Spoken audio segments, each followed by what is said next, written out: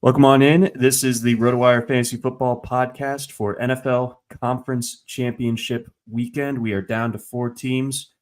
We got 3 NFL games left this season. Tough realization, but boy, we got some good ones ahead of us this weekend. We're going to unpack all the action for this weekend in addition to some of the latest chatter and developments on the coaching carousel. Let's start the show.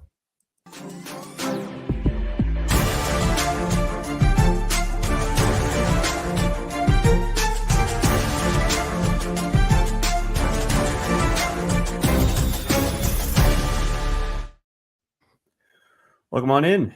This is the RotoWire Fantasy Football Podcast for Conference Championship Weekend. I'm your host, John McKechnie. That is Mario Puig.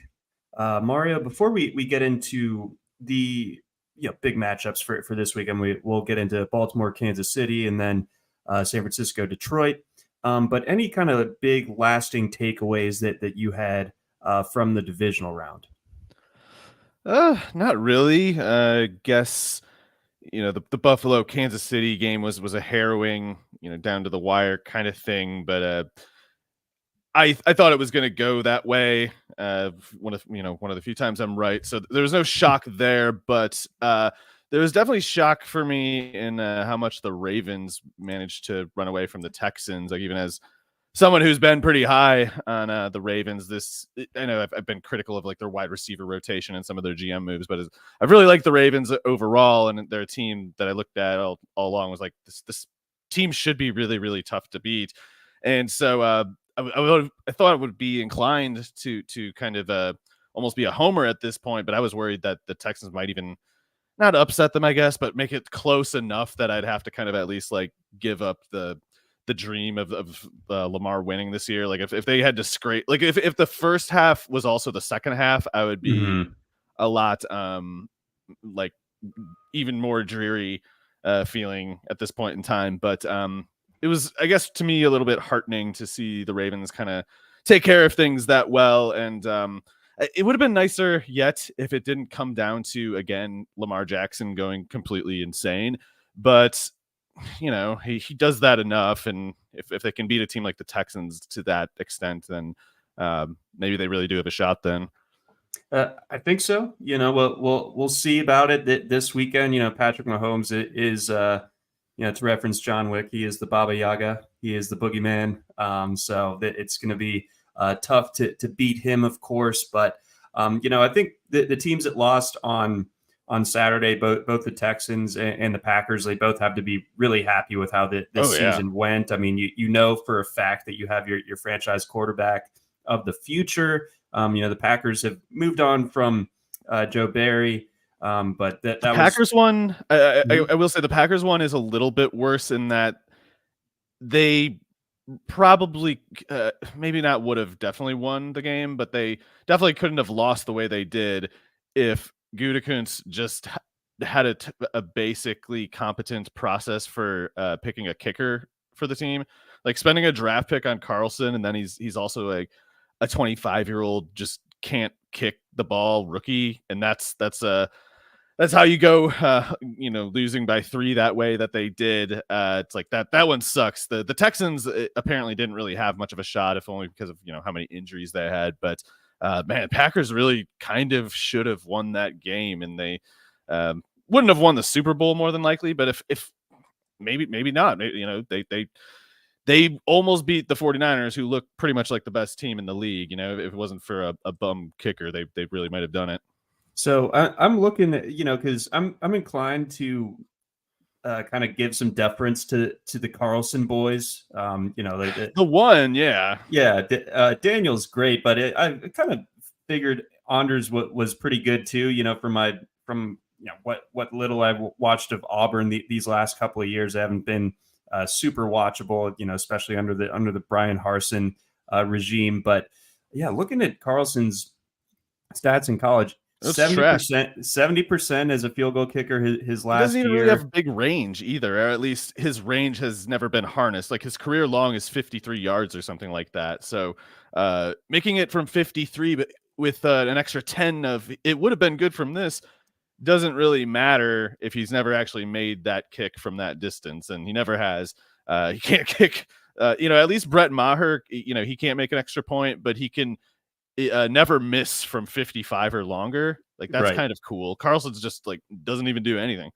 Yeah, you got to have like the dude perfect trick shot in your bag. They drafted him in the 6th round. Like, you couldn't find a kicker this bad and just undrafted.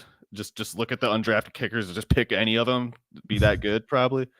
Anyway, yeah, the Carlson name has been sullied, I would say. But beyond that, they'll get the kicking stuff figured out. They have an amazing like young core of skill talent, and Jordan Love looks like the real deal. So I mean, that can't take too much away from it, and the defense hopefully will be better under the tutelage and guidance. If they get Jim Leonard, it definitely would be. We've been wish casting that for like 7 years at this point. So I don't understand why it hasn't happened. It's just it's obvious that Leonard is the real deal, in my opinion. Yeah, he was just too loyal of a Badger. First of all, he wanted to see how far that road would go, but before departing ways in Madison. Tampa is kind of a confusing one. They were a surprise team. They were sort of like the odd man out as far as like you're looking at the teams that were playing last weekend. It's like Tampa Bay's there, huh? Well, that Baker obviously had a bit of a renaissance this year. They're going to have to push forward with no Canales, the offensive coordinator. We'll get into that a little bit more later, but that as long as you're in the NFC South, I feel like you have a pretty good chance. Given the lack of direction for teams like Atlanta, New Orleans, and then of course, oh my God, the Saints never fired Dennis Allen, did they? No, they sure didn't. I believe that they got rid of Pete Carmichael, though. I'm gonna tilt about that the rest of the show. Okay, sorry, you continue.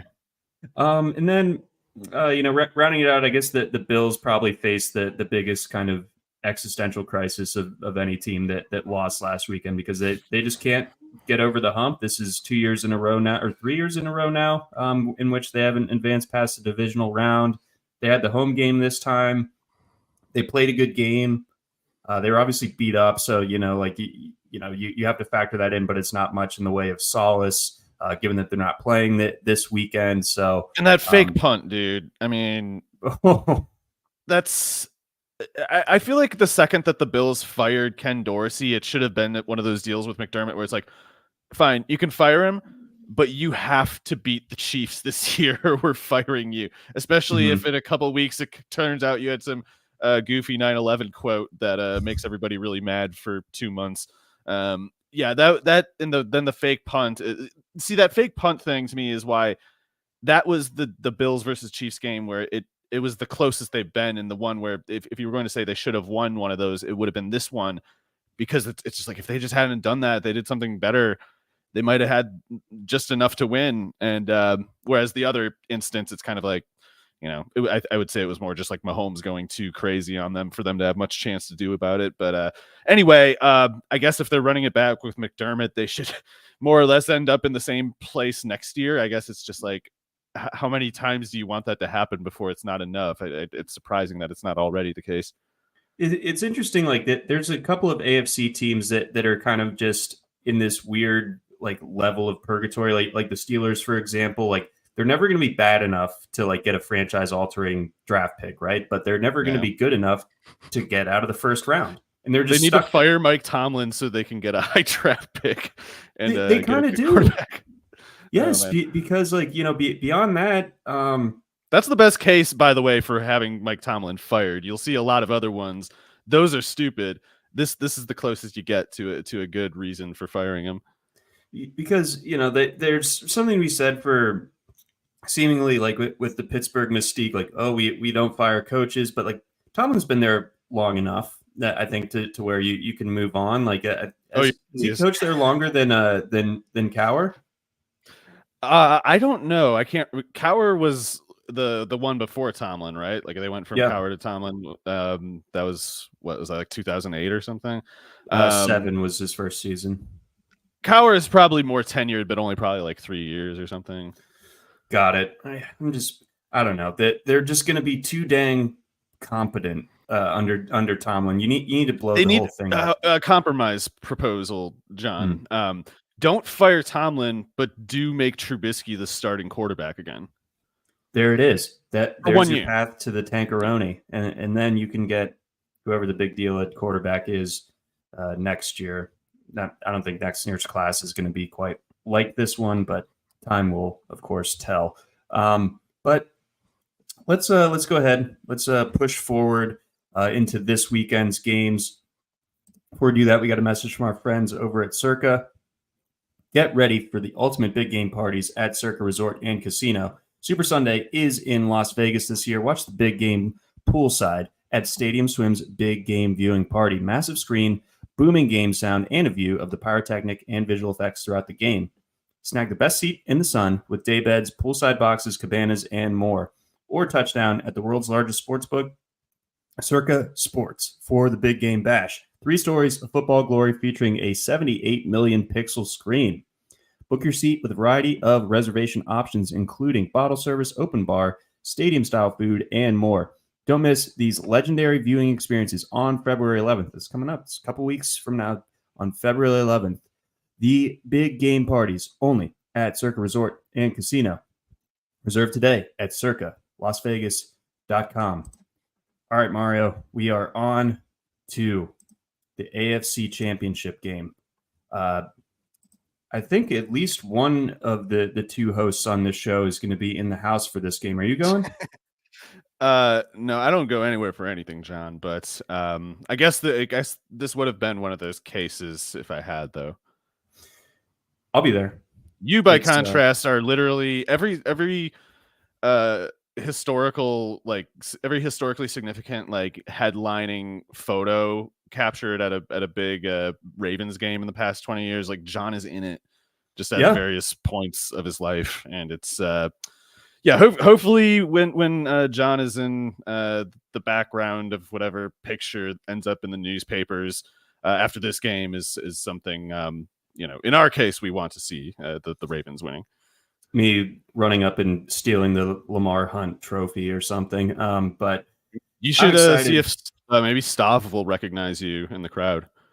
Yeah, I don't know if I've seen him since I grew the mustache. Like I saw like 2 or 3 of it. No, I have. I saw him in Atlanta like last year. So he should recognize me at this point. Quite a while, and have seen Stav like 10 times. So one of them must have hit.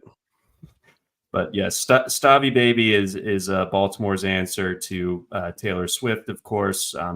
Very equal levels of pop culture significance and relevance and how they got there and all that talent.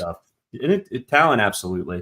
But as far as this game is concerned, kind of interesting. I'm seeing some 4-point spread in this one, which is a little bit higher than I'd love to believe it, but I don't know. Yeah, I'd love to believe that the Ravens are set up that well, but to me, this is like a coin flip kind of thing. I don't know. That's just kind of the level of deference that Mahomes, I think, has earned at this point.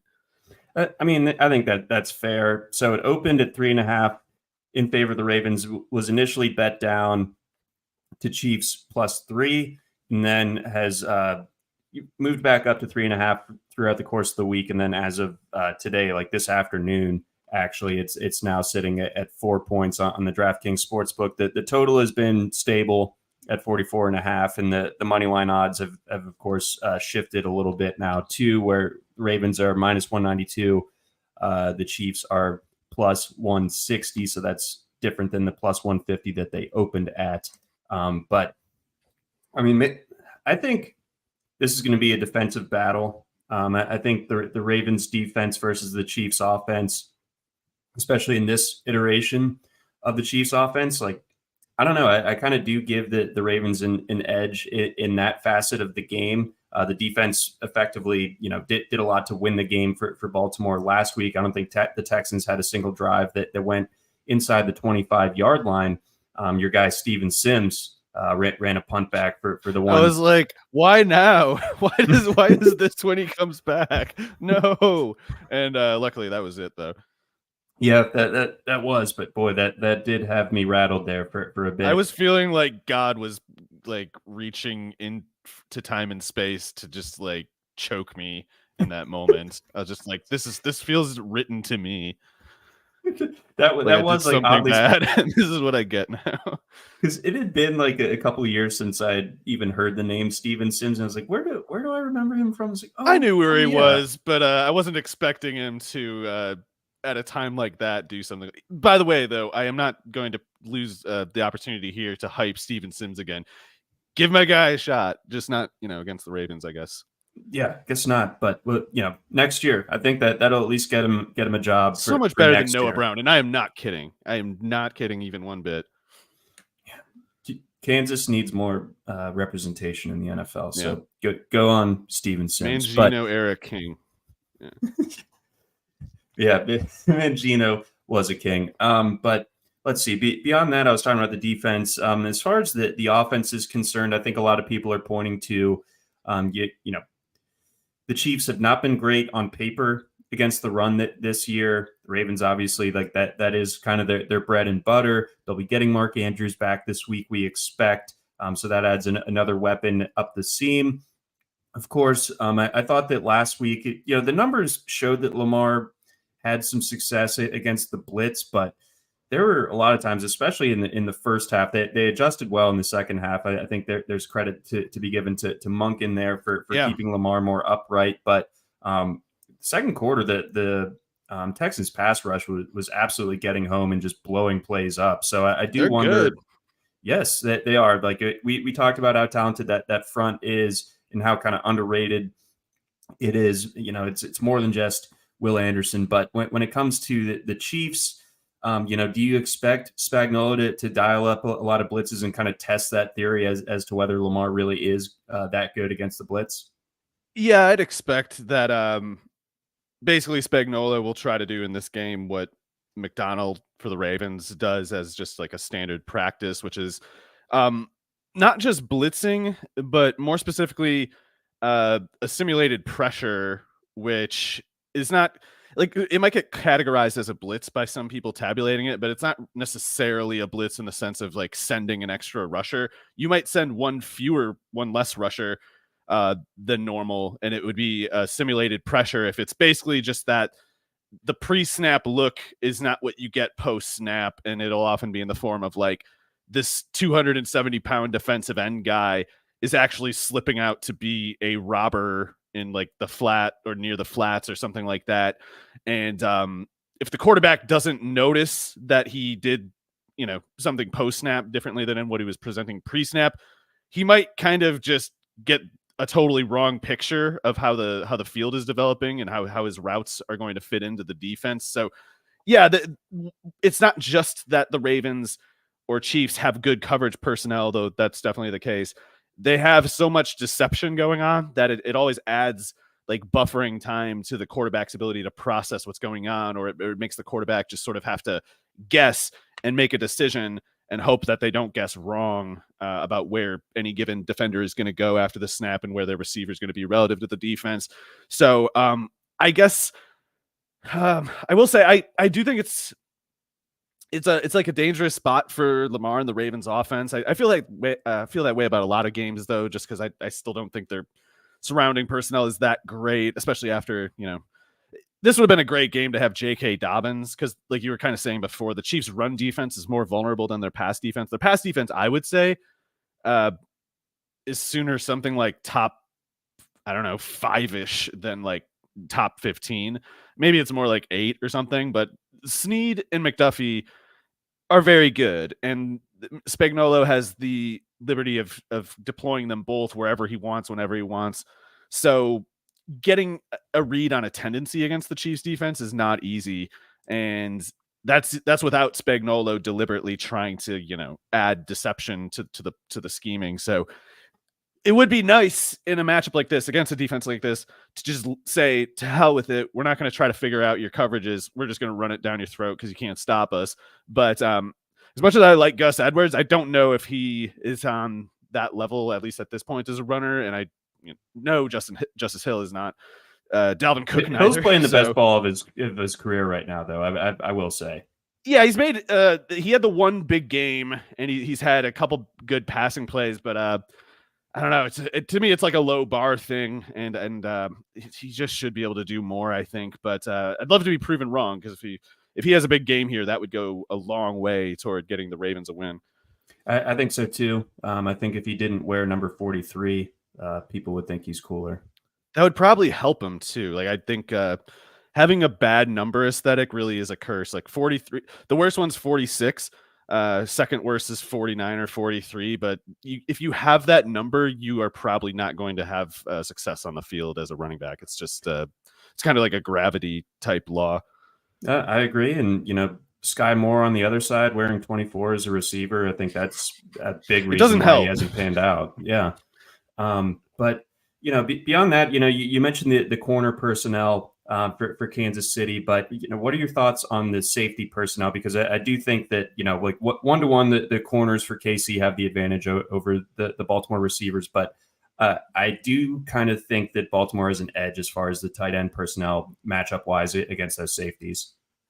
Yeah, I kind of wish that the Ravens had more time to work with both Andrews and Likely at the same time, because they should find a way to make that their base offense. I think, like, if I don't know, if they're going to have like Nelson Aguilar in the slot or Likely in the slot, or Andrews, I don't know, have Likely be in line, I don't care. Just either Likely or Andrews seems like a much better use of a slot rep to me than Aguilar, because Likely's done really big impact stuff for them. I mean, his ability to catch anything that's anywhere near him is big. It makes his lack of separation kind of like a moot detail. And even though he lacks speed, still he is kind of shifty after the catch. So he can function at least two levels. Andrews can function more downfield. It's tough to defend, and it does, I think, lend toward easier run setups.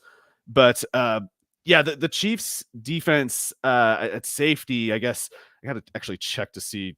Sometimes guys like get hurt and rotate out, and I don't know. Mike Edwards is questionable. I'm sorry, what was that? So Mike Edwards. Mike Edwards is questionable. Okay.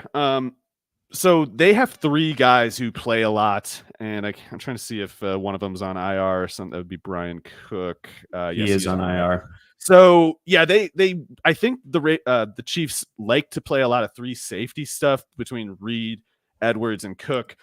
For about 2 months now, they haven't been able to do that with Cook, and if Edwards is out for this game, I don't know if it would be Chamari Connor or the that Miami safety that the Deion Bush. I don't know. I guess Connor's played a lot more lately, so maybe Connor would be the next guy up. And I don't really know that much about him, honestly. Was he not a corner at Virginia Tech, or was he drafted as a safety? I don't really remember Connor, honestly. So he might be a downgrade from Edwards. He might not be. Don't really know there, but I wonder. It might be a bit of a general drag on Spagnuolo at this point to if he has this initial inclination of playing a lot of three safety, and now he's just pretty much only playing two. I guess they could probably have Drew Tranquil play a lot of safety like snaps also is the other thing. So they'll probably be fine. But yeah, not having Edwards, not having Cook, it makes them it taxes their bandwidth a little tiny bit. It's particularly given the kind of tight ends that the Ravens have. Assuming Andrews is back, the safety personnel situation might be something the Ravens can take advantage of. It's definitely a hell of a lot easier than going at Snead or McDuffie.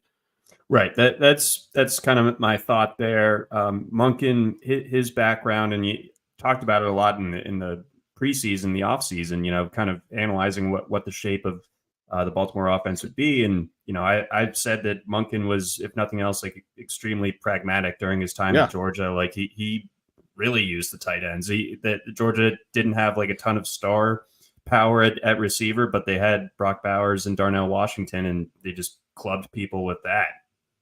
So yeah, and then with the Ravens, the Ravens this year, he's generally used more of like a three wide kind of inclination, but I really think he should if only, yeah, if he needs the Georgia offense as a reminder, it's like, actually, maybe you should just ride it with two tight ends. If one of them's just big enough that outside linebackers don't really want to take him on as a blocker, and just athletic enough as a pass catcher to get past them, that's it's going to make everything easier to run. You can not. It's not just going to, I think, help the effectiveness of play action. It's like you can set up more play action looks from that kind of personnel. So just because it's more like a conventional run kind of look when you have two tight ends on the field. So yeah, I really hope I hope they don't need time to work it out. Like sometimes when you change things a little, it takes like a couple weeks to get everybody rolling. But if it's not going to have an adjustment period, then I would like to see a two tight end base for that offense. I would as well. So what we'll see if Monken has that in his back pocket for Sunday. Let's flip field. How are the Chiefs looking offensively against this Ravens defense? So I know I'd said at the when we started talking about this game, I said I kind of just have to give Mahomes a pick 'em kind of level of respect, even if it's 3 or 4 in the books. With that said, I don't have an immediate theory for you of like how Mahomes is supposed to do so great in this game. I'm not fully convinced that Kelsey's really that, at least not in the sense of being back to 2022 levels. Like maybe he is, maybe there was just kind of an inexplicable slump. Maybe he's feeling a little bit more spry after the rest last week. I have no idea what it is, but I think Kelsey, if he drifts back to the sort of level of production that he's had most of this year, that would really put the Chiefs in a difficult spot, because I don't know how much you can bank on Pacheco doing a good job or having good production here. He'll do a good job. Pacheco always does a good job, of course, but I don't know, especially if Thuney, or is it Tooney? I don't know how to say his name actually. It seems like I'll switch it up. I'll just alternate. Just go ahead. Joe Thuney, if he can't play, it would make things more difficult yet for Pacheco. So if Pacheco having a spree of good games here has also played a part in the Chiefs kind of making their resurgence. So if the gains that Kelsey and Pacheco have made lately are subject to any decrease here, I guess it's possible that Rice and the other receivers could step up and make up the difference, but it would be challenging, especially for the other receivers part. Not just Pacheco and Kelsey having good games last week, better games than most of the weeks this year. Maybe the more crucial X factor yet was that Marquez Valdes-Scantling got going deep. And yes, I was saying all week, like, they need to get Hardman going deep, but if Marquez Valdes-Scantling can get going deep, then that's enough. My whole concern was like unlocking the downfield game. And it's not just that, those 60 yards make a big difference in the field positioning and the points probability. It's that once you land that one deep shot to a guy like Valdes-Scantling or whoever's fast enough to get that far, the defense will play you differently the rest of the game. Like they're right. not going to crash down as hard. They just won't. So when you get that big play, it really does kind of create the scenario where you sort of can get everything rolling, and everything that gets rolling lends, some support to some other part of your team, and everything just kind of seems like everything's hitting at the same time. And it's more like, no, you just had this one bum wheel holding you back the whole time. And it's just, the whole field is yours now once you unlock that part of it.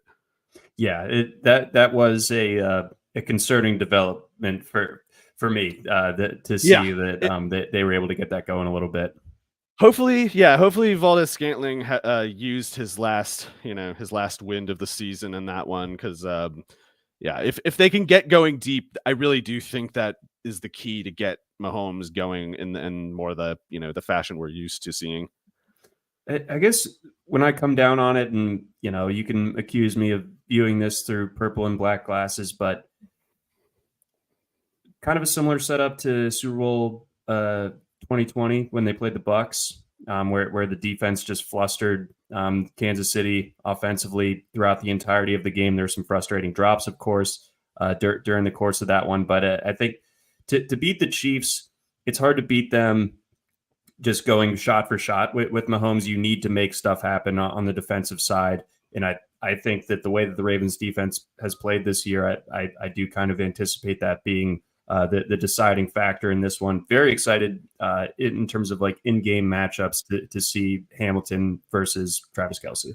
It'd help if Humphrey is back for this one, and I guess it's looking decent. But that it really, would be a reassurance if he could be back and be himself. Yeah, it's been kind of a lost year for him. He had the foot injury late in training camp, and then just kind of falls over. I think it was against Miami with the calf injury that obviously kept him out last week. So he was limited to get back yesterday, but he was on the practice field. So we'll be paying attention to those injury reports all the way through Friday afternoon. But all right, Mario, let's get a prediction here. We got the Ravens -4, the over under at 44.5. What's up?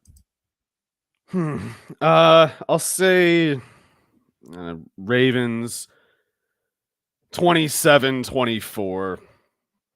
I had Ravens 27 as well. Give me the Chiefs 17. An emphatic win for our Baltimore Ravens. We need to see it. We need to. Let's see. Let's push on over to the NFC championship game. But before then, we got a message from our friends over at FanDuel. Tackle millions in prizes all playoffs long in FanDuel fantasy contests. If you're new to fantasy, there's no better time to get in on the action because right now, new customers get a 100% deposit match up to $100. It's free money. Playing fantasy for huge cash prizes on FanDuel is both fun and exciting. Just draft your lineup and watch your team move up the leaderboard. Mario, I know it's just Thursday, but any inklings on your builds for DFS this week? Let's scale it out to the main slate where you got both games going. Yeah, so I was just talking a little bit about how I'm not convinced Travis Kelce gets back to the 2022 levels. Like it seemed last week like he might be back there, but this going on the road to Baltimore, playing the Baltimore defense, I think that means we're more likely to see the 2023 Kelce for the most part. And if so, and given the prices, it might be better to target George Kittle among the expensive tight ends. That Detroit San Francisco game, at least for the 49ers part anyway, should have more scoring, than the Baltimore Kansas City game. So maybe I'm kind of following chalk reasoning or something, but higher over under, lower price. I think I'd try to go at the 49ers pass catchers basically, and as opposed to the Chiefs ones. And do you think that there's and we'll obviously unpack this here soon, but any sort of just general target uptick for guys like Kelce, given that Deebo Samuel's looking a little bit iffy? Yeah. If Deebo is out, I would even think that Kittle and Ayuk are pretty close to the sort of hesitate to use the term. I'm certainly capable of being wrong, but they're close to must plays for me if Deebo is out, especially if the Detroit defense manages to keep McCaffrey under 100 yards rushing. Then there should be more slack than usual for the passing game in the 49ers offense. And if there's one of their leading targets missing, that just could be like a disproportionate amount of the slack falling on Ayuk, Kittle, and maybe even Juwan Jennings if you want to find like a cheaper way to get a piece of the 49ers offense. I've been going back and forth on my interest in Jennings for this week. He's good in my opinion. It was mind-boggling to see Chris Conley do something last week too. I was like, oh my God, he's a little harder to sign off on Conley, but I guess if you're feeling crazy or something. And then one more lineup construction question. But on a slate as short as this one, with the tight end power that there is across each of these teams, really, any objection or hesitancy to using a tight end in your flex this week? I guess it's kind of been a favorable season for the tight end flex play in DFS, but as much as I guess if I was picking one, it would probably be Andrews. Sorry, in addition to Kittle, it would probably be Andrews. But overall projection, I'm probably giving the second spot to Kelsey, but when you're adjusting for price, it seems to me Andrews, though there's the rust concern and just, I guess, general concern about how easily he'll jump back into the offense. We know he has major upside, and if he's not priced as a major upside player, whereas of course Kelsey is, there might be a little bit more opportunity in the Andrews case. And in a 2-game slate, you might as well use pretty much exclusively tournament logic with what you're building. The idea of playing, cash game logic in a 2-game slate is it's tougher to make it work because so many people are going to have whatever lineup you're thinking of, given the inherent, shortage of alternatives. No, exactly. And then for those keeping score at home, Travis Kelce priced at 7,200 on FanDuel this week. George Kittle 6,600.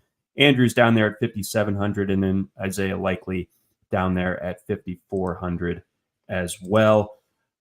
Moving on. Plus, on FanDuel, you can choose from full slate contests featuring multiple games, single game contests. So if you just like the options from the AFC or the NFC Championship game, you can rock with that. Also got season-long best ball contests, beginner-only contests, which are great for learning the ropes, and more. And when you win, you get paid instantly. Love that. So kick off football season and the playoffs with 100% deposit match up to $100. Go to FanDuel.com to start playing for huge cash prizes today. We also got a message from our friends over at Blue Wire. All right, NFC Championship game, Mario. We know that the Niners could basically have a residency in this weekend over the last few years, but this is the first one for the Lions since is it the first George Bush administration? Did they make it to the NFC Championship game? I don't even know what. Sorry, they got to the NFC Championship ever? I don't think they ever have. Wow. It doesn't. I mean, I don't know. Maybe they did at some point. I feel like I have trouble. You mean the time they made the playoffs at all, right? Or won the playoffs? I guess it's got a playoff win. Yeah, because that's all the way. That's going back to like '93 or whatever. Maybe it was one of the Scott Mitchell honeymoon phase seasons. I can't remember, but yeah, it's been a lot of bleak times before and after for the Lions. Once like Herman Moore and Barry Sanders were actually they kind of like. They landed in hell basically when Herman Moore got hurt, because then it was just Barry Sanders left, and obviously Barry left at 29 or whatever he did. And to your point earlier about me being at all these historical events, I was in the house for Barry Sanders' last game. We didn't know it at the time. I'm sorry, that was in Baltimore? It was. That was before they instituted the division only last week. Isn't that weird? Oh man, that's funny. Yeah, add that to the list. Yeah, so it's it might not be obvious to people who aren't Lions fans, especially if they're younger or whatever, to have seen the way those fans were being so. It might have seemed a little over the top, but it's like you got to understand it basically wasn't. They really, it was a rapturous occasion for them, because it felt before that point. It didn't just feel like it didn't just feel like they were in hell. They actually were there up until that point. So and for such a long time, it's like 30. What is that? 2 years? Just I can't do number long things. Time. Yeah. So that's a long time, and it was sincere. I do got to say they're lucky they didn't get karmically busted because of booing Stafford. Like some of their fans were booing Stafford. That was stupid. It's like, the team traded him. Like, what do you want? Like, he didn't demand to go exactly. They were just kind of going to trade him anyway because they were trying to rebuild that way. And right, Stafford played with enough broken bones in his spine enough times for you guys. Like, just be happy for him and hope you get the same good fortune that he had a couple years ago. So with that said, the Lions will not, in my opinion, be getting their Super Bowl this year, or in my opinion, anytime that they have Jared Goff at quarterback. But I would love to be wrong. I am a huge fan of Dan Campbell. I'd like a lot of the guys with the Lions, like Aaron Glenn fan.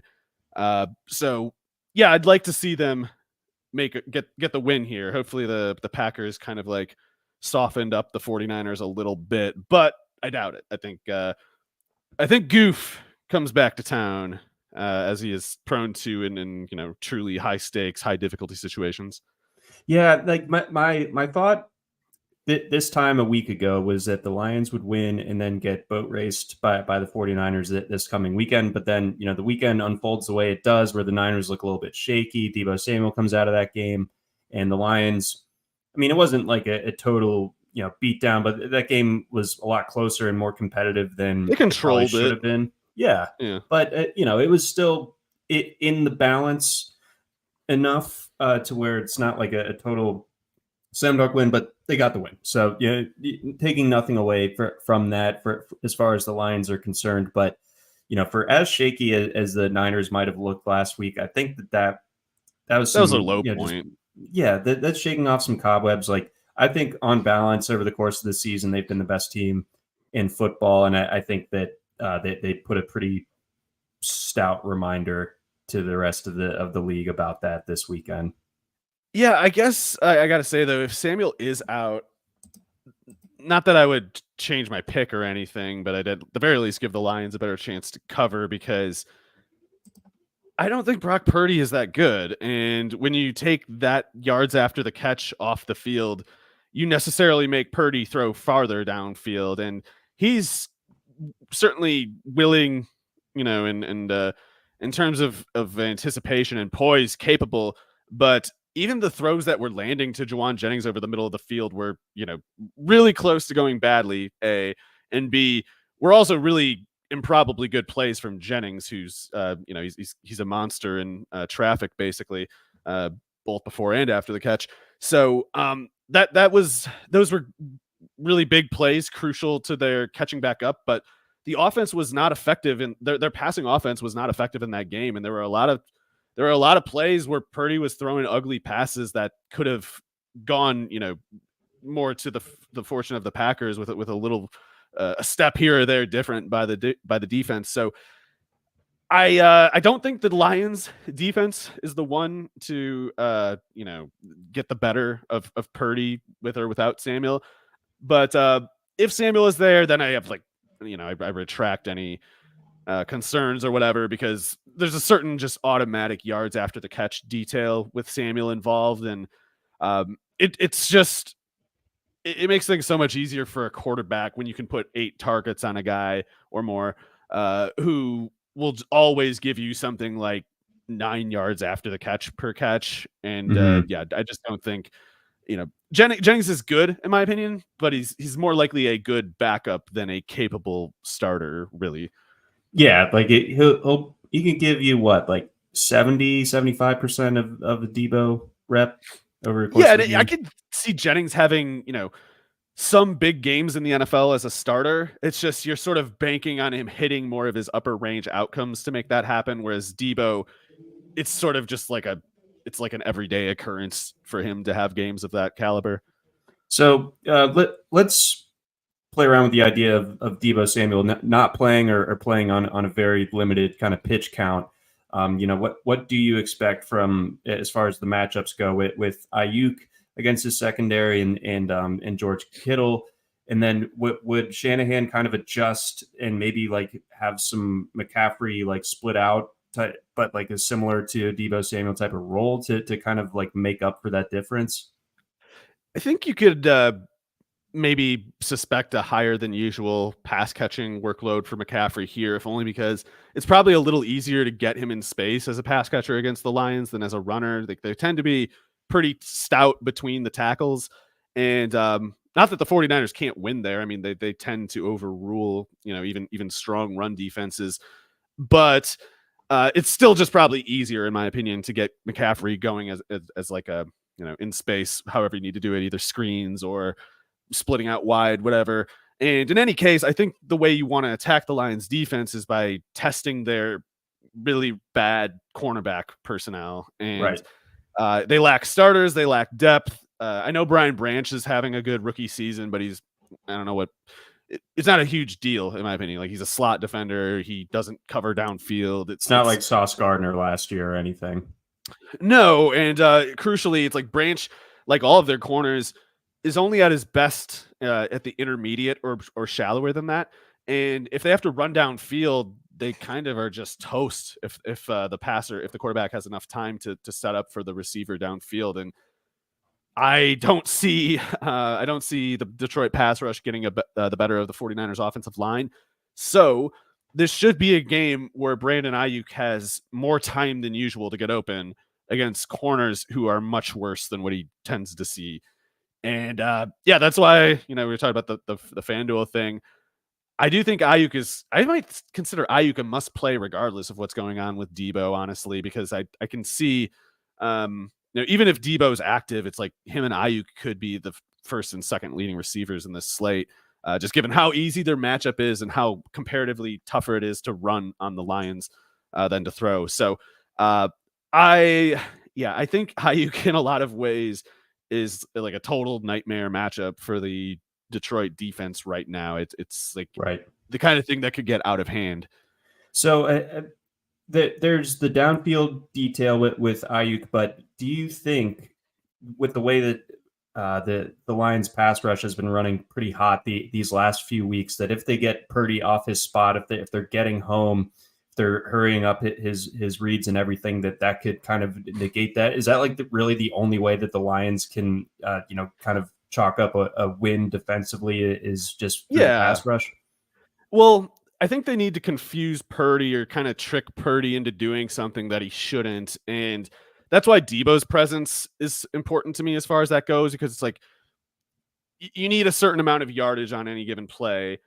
Debo Samuel can get you that yardage without the quarterback having to strain in any way, Yeah, if you have to from the line of scrimmage. Yeah, if the quarterback has to make a calculation or if the quarterback has to make a more difficult throw, then even if Purdy almost always gets it done in the alternative, there's still more risk than in the first case. So I think Aaron Glenn is a really good defensive coordinator, and he's a really good defensive backs coach. There's a sliver of a chance that Aaron Glenn does come up with something that it would have to be zone coverage based. Like there's just no way that they can cover with man coverage personnel. And I think Purdy last week really struggled with the zones that Green Bay was running. Like a lot of those ugly throws that he was lucky were not turnovers were against zones specifically. And he was just kind of fortunate in a lot of cases that some linebacker who was standing like 2 yards away from where the ball landed, and like there was no receiver around on a bunch of them, and the defender would be like 2 feet away, 2 yards maybe I should say, and but they were like twisted in the opposite direction, or like they had to stop the direction they were running, so they started stumbling trying to reach back for the ball, stuff like that. So if you can set up that same look but just have your guy in the right place that time, then it's an interception, and maybe when you're taking back a good distance. So as much as I think the 49ers have the easy advantage over the coverage personnel, Shanahan, in my opinion, should still go to the usual, take the usual measures to give Purdy cover, just because he is one of those guys who, when he starts falling off of his rhythm, he becomes very turnover prone. Like he won't get skittish in the way that like a quarterback gets scared. It's like he'll just kind of have a thing that's giving him a problem in the game, and he'll keep going back at it full speed over and over, because that's just kind of, he's competitive that way. But if you can make him guess wrong, and if Shanahan leaves Purdy too exposed, you just don't want to turn the ball, especially in the playoffs. I mean, it's like it's so often the story of how a team loses a game they shouldn't have. It's like, well, we had this anomalous interception or two that happened. It's like, you cannot have the interception or two against these corners. You just can't do it. One way I should have said before you were asking about Kittle, this should be a really big Kittle game, I think, especially if Debo's out. But even if not, if I have to predict who the mark for Shanahan is in the front seven, I would assume it's Jack Campbell.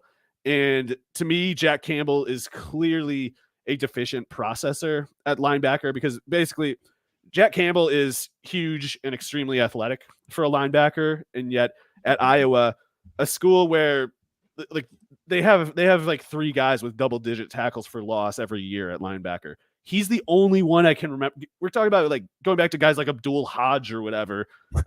Just all of them finished years with like 17 tackles for a loss, whereas Campbell never made plays behind the line of scrimmage, which says quite simply to me, he was getting there slower than someone as athletic as him should be getting there. And if Shanahan makes Campbell think, it's over. Like he just can't do it. So I'm taking a quick gander here. I mean, I will say that like Anzalone and Derek Barnes made some plays last week. Anzalone can cover. That's Yes. probably who they're going to try to get on Kittle most of the time. But it's the problem for the Lions is Jack Campbell's going to get McCaffrey. Then it's like whichever one you put Anzalone, and I guess maybe Barnes has a way to stay on it. Maybe they really do. Maybe the Lions really do have a way of hiding Campbell. I think they better. Or they're in trouble.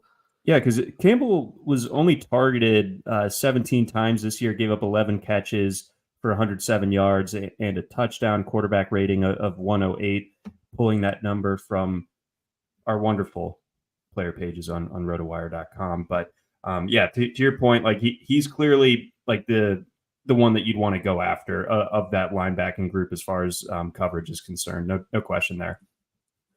Yeah, so I very much expect Shanahan to make special note of where Campbell is and have plays specifically for targeting him. Yes, but as much as I like Anzalone as a cover guy, but there's an image that sticks in my brain from the wild card game where he wanted no part of Puka Nacua when Nacua was coming down with the ball, and like Anzalone was theoretically lined up to I guess he's been hurt Nacua so many times that he made a business decision. There's like Anzalone's been on IR for like 7 years in a row before the last year and a half. Great hair on that guy. Let's see. Let's flip it over. How do the Lions proceed offensively? I don't have so much for you there, John. I think in a way, it's like they have to make this a war of attrition a little bit because you can't do a shootout against the like. I don't think Purdy is capable of shooting it out in the sense of going over 30 pass attempts regularly, but against this defense and with the level of help that he has, both with the personnel and the play calling, Purdy could hang 4 touchdowns on the Lions in like 25 pass attempts. Mm-hmm. And the Lions, if that happens, cannot throw the ball to catch back up. Maybe there is some, up tempo, no huddle way they can run back, but that's not easy to do. Running is better, more so for maintaining conditions or introducing a certain like level of stability to the offense. And in the case of the Lions, I think what they need is they need the anomalous, turnover or two for the 49ers, get some lead, and then go into their shell immediately and just try to hold on to the ball until the clock runs out, basically. Because if they have to try to match punches with the 49ers, it'll just turn into a laugher. Yeah, that is my concern. You mentioned the possibility of old Goof showing up in this one, and against a Niners defense that's loaded at every level. It's tough to see where the Lions have a ton of success on offense, and then with the advantage that the Niners have with their offense, it kind of leads me to land on the Niners covering this one, and I think I'll take the under. Also, I think we're seeing this one continue to climb. It's at 51.5. I think basically the Niners hold up their end of the bargain as far as that equation goes, but I think in the end, we see the Lions offense kind of sputter out, and therefore we see this one go under. I will say, I think for the Lions offense to get what they need, obviously enough, they need to get something like 30 carries to Montgomery and Gibbs. I'm not going to say that it'll be easy sledding for either. I don't think it will be, but it's one of those facts. It's just like, if you can't find a way to make these carry counts get this high, you're not getting the budget that you need to match the sum of the other team. But what the Lions really could also use is like one of those Vrabel plays, like they really could use like some kind of trick, some low cunning, you might even say, to just get the 49ers in a situation where they're not ready, get points that you in a way don't deserve, and then just saying, tough luck, we're still sitting on the ball. And so if there's anyone that can give the Lions that play, it seems to me like it's Jameson Williams. So if Ben Johnson has some secret trick shot that he's been waiting all this time to use, he's got to use it here. And maybe Gibbs downfield. I guess that's the other way. Like maybe maybe he thinks he can get Gibbs on even if it's like Greenlaw or Warner, they might not be able to run with him, 10 yards or something. Maybe Gibbs does a wheel route, fly route kind of thing where he gets open for the big play, but they need that big play downfield, even if they have to, do a flea flicker to get it. Yeah, I do expect to kind of see the full bag of tricks emptied here for the Lions. I could see them, doing some funky stuff in the red zone as well if they get there. Yeah, they do that. Yeah, so notably against the Cowboys. I remember when there was I think that didn't they get a game-winning 4th down conversion throwing it to Penei Sewell one time?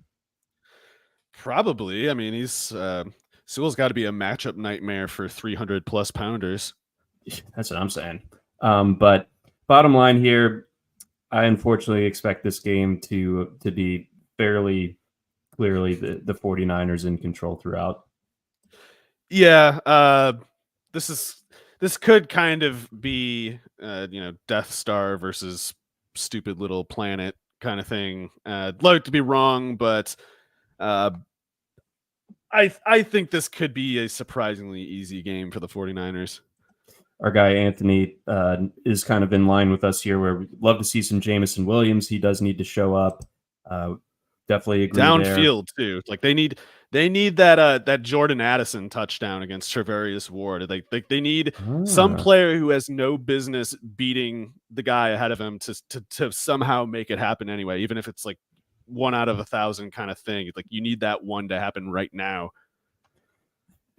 I want to see it from Jameson Williams so badly because I think he's good. It's Goof. Yeah. We remember, John, always blame Goof, especially when it's one of our priors that we're high on. Yeah, we need some confirmation of our priors. And my prior to Jameson Williams hurting his knee in the national championship game is this guy's unbelievable. So see if that can come to fruition finally. Before we sign off here, let's grab a couple coaching items. Start things off. I think a lot of people want us to start with Harbaugh, but no. Let's go to the Panthers. What do you make of that hire with Canales? Excuse me. I think Canales did a really good job with the Buccaneers last year. I thought it was a little weird the way they stuck with Trey Palmer all year in the slot, but I guess if I could ask Canales like what the reason was, and if he gave the answer of I simply wanted speed under the safety to keep the safeties back, that would make enough sense because Palmer is the 4-3-5 guy or whatever, and from the slot no one can press you. So if you send Palmer doing a bunch of distance running, that makes enough sense to me, as long as you doing it to clear out space for Evans and Godwin and stuff. So if that was his reasoning, I'd say like, oh yeah, that makes perfectly good sense. And certainly the results were good. Certainly you can look at his results and simply conclude, this guy's got to be an above average play caller. Press Taylor is not getting Baker Mayfield to 30 touchdowns. It's a joke of a suggestion. And yet Canales found a way to make it happen. So being better than, Press Taylor or whatever other goof doesn't mean you're good, but we know he can only be so bad at the very least. And if he had gotten more than 1 year as an offensive coordinator, maybe Canales could have shown, more of what he can do. But maybe someone, a friend pointed out to me that there's a chance that Canales took this Panthers job, even though it looks kind of like a death. It looks like a death trap. It is a death trap. And Canales took that job. The reason he did it anyway might be that Canales was worried that Baker Mayfield year 2 has a bit of regression that, and the stink left blamed on Canales just because that's how things usually go. Yeah, get out while you're hot. Yeah. Yeah. So maybe he's getting to the Panthers and maybe the I guess it can't get worse there, but man, I do not remember a team being in such a difficult position as them. And I somehow doubt that if the Panthers, for instance, go, 6 and what would it be? 6 and 28, 6 and 28 or something over the next 2 years. If that happens, am I supposed to believe David Tepper is going to be like, no, be patient, everyone. Dave, and we talked about this with Dave. We told him at the start, like, hey, this is going to be a tough, rebuild. We need to be patient. We need to give you at least 3 years. I somehow doubt that's the case. So if it goes that badly, which there would be a perfectly good set of excuses for, things are really that bad. The personnel really is that bad. Canales is going to get blamed for it. And I guess you could forgive the guy for looking around the league at these coaches like McCarthy and whoever else and think like, oh, well, if I get fired, that's no big deal. If anything, it apparently means I'll get another head coaching job not long later. I don't know if it works that way for someone of his level of tenure. It's like McCarthy at least rode the Packers quarterbacks to like a 10-year stint or whatever. It's like Canales has 1 year now and maybe 2 with the Panthers before, Tepper or some collection of people are going to be like, you should have done better than this. The GM is going to be like, I drafted good players, so it must have been you, dude. That's the way these things are going to go. Tinfoil hat for a second. Do you think it's possible that Canales could lure Mike Evans to go with him? Why would he do that to a friend?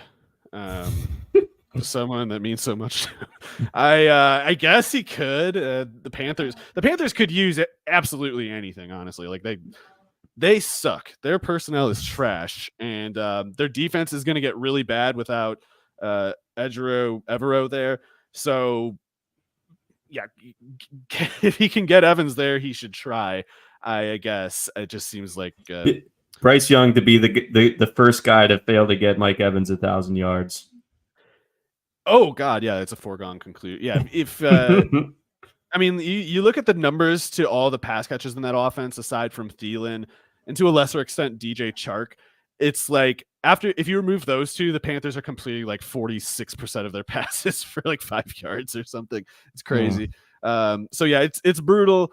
And yeah, they're not even going to have Thielen really next year. Not in the form that he was this year. He's going to be another bit older. So if Canales got assured somehow that he's going to get 3 years, then if he's as good as he might be, he should be able to do something in that amount of time. But you got no first round pick. You got the worst quarterback probably in the league, and you kind of are going to be told to stick with him specifically. Like this isn't like going to be like a thing where you can come in and just get rid of Young right away. He's going to have to try to use a player that everyone knows should not be on the field. So that seems difficult to me. Yeah, there's like, all right, fix it. You fix Baker, fix it.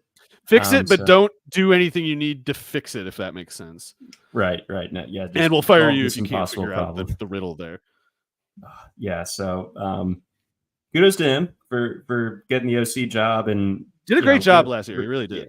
No, but absolutely. But that was everyone's like lowest on their power rankings of coaching vacancies. So a little bit tough to he's probably who the Falcons should have tried to get, or assuming they couldn't get Ben Johnson or some other player, some other coach good on the offensive side of the ball.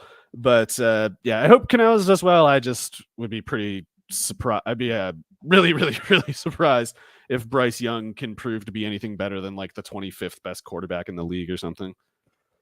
As would I. Let's move on over to the Chargers, which was characterized by most to be the most desirable of the head coach openings because they have their quarterback situation figured out, and that's all locked up. But there's obviously some cap concerns as well that will have to be worked out with the new GM. But what do you make of Harbaugh going there? I don't know, man.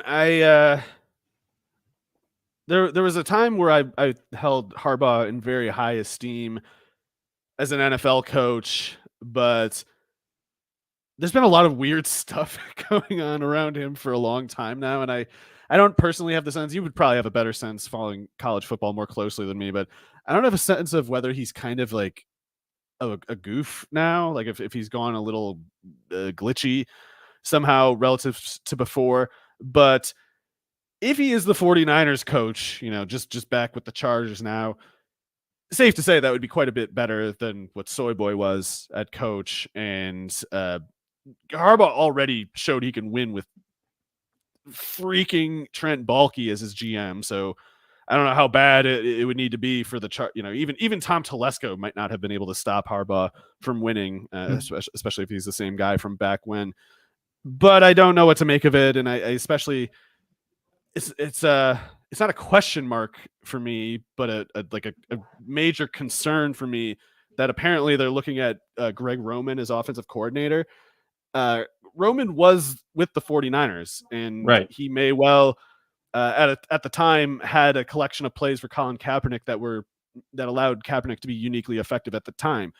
But Greg Roman since that time has shown exactly zero ability to adjust or expand on any given theme. It's like he found a collection of buttons that got good results for a time, and now no matter how much time passes or how much defenses adjust to what he used to do, he's still pressing the same buttons and just crossing his fingers like, oh God, I hope it goes better than the last 10 years. But it won't. And I don't think it really matters what personnel he has. He already showed with Lamar Jackson, 2-time MVP Lamar Jackson, that he can't make the offense go. That's Greg Roman for like the past 10 years, right? So if they hire him, then I mean, I would say something like it can't get worse than, what Lombardi and Staley were doing, but I think it can. I think Greg Roman really can make it worse. And if they if they do the stuff that he's been doing, it's just not going to help. It won't, because for the Kaepernick Roman offense to work, you need Kaepernick, and Herbert is not running for 1,000 yards. So they better figure something out.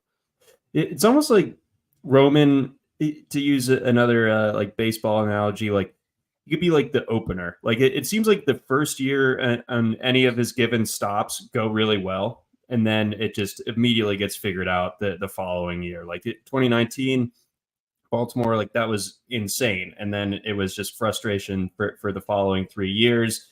He gets Tyrod Taylor to the playoffs in Buffalo, and then things get stale. Similar deal with the Niners, although I'm kind of fuzzy on how that ultimately unfolded it to Jim Tomsula and all that. But I think we're in agreement that going after Roman would be a reason for concern as to your expectations for Harbaugh in his next stint as an NFL coach. I will say that like the track record for Harbaugh speaks for itself. I mean, it's pretty unreal. Like he made Stanford great. He made the Niners amazing as well, and kind of like revolutionary in the early part of last decade.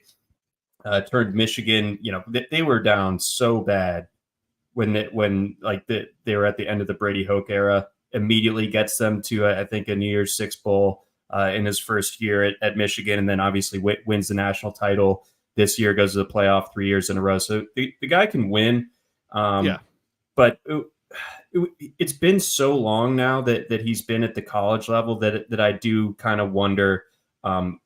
Is he a college coach now? Yeah, that's kind of my concern there, because he was at Stanford for a good amount of time, but not like a super long time. Like this was definitely his longest tenure, and it's because he's a Michigan guy and everything. So I guess he already did it once, and right. Pete Carroll did that kind of thing. So I'm also still crossing my fingers that our my idol Chip Kelly eventually makes his journey back to the NFL to crush the haters. But since Harbaugh already came from Stanford to the NFL and was almost exactly as successful in the NFL as he was in college, maybe we don't need to worry about this being, more like a Saban scenario. Maybe it more is Pete Carroll and the prior case of Harbaugh. Yeah, optimistic, but we'll pay also attention to those coordinator hires. With Herbert, it should be kind of just easy to compete. I'm sorry, I know he's gotten a lot of criticism the last 2 years. I personally don't really share much of the skepticism of him. I feel like Herbert's first 2 seasons earned him like 5 years of benefit of the doubt, especially when it like 5,100 yards and 38 touchdowns or whatever as a second-year player. Like, come on, nobody does that, and I think, or no one other than Mahomes does that, I guess. So, I at the very least want to see Herbert with a vaguely competent assemblage of supporting cast at the route running positions, and coach, head coach, offensive coordinator. So the offensive coordinator part wouldn't be a possibility if Roman is the hire, but maybe Harbaugh just kind of I